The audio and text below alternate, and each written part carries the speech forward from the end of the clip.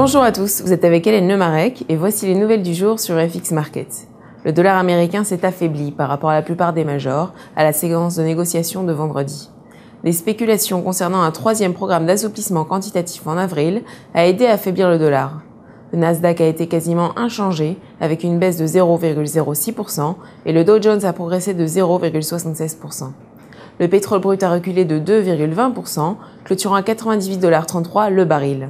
L'or a enregistré une hausse de 0,57%, clôturant à 1664$ l'once. L'euro a diminué compte rendu que les investisseurs ont fermé leur position avant le verdict sur l'accord d'échange d'obligations de la Grèce. L'euro est encore soutenu par les enchères d'obligations réussies en Espagne et en France. Toutefois, les investisseurs ont décidé de percevoir leurs bénéfices de la reprise en raison de l'accord imminent avec la Grèce.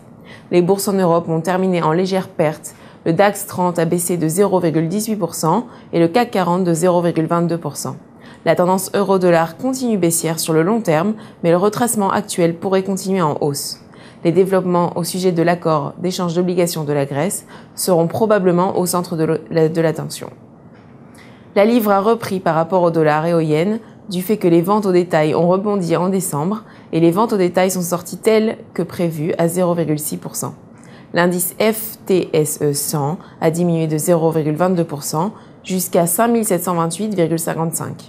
La paire GBP-USD continue haussière tant qu'elle demeure au-dessus du niveau de support de 1,55.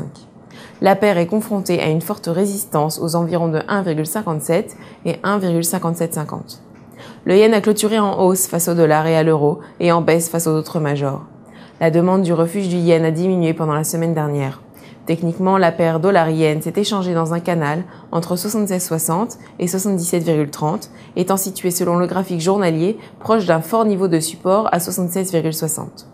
La Banque du Japon publiera sa décision relative au taux d'intérêt, qui est attendue inchangée à 0,10%.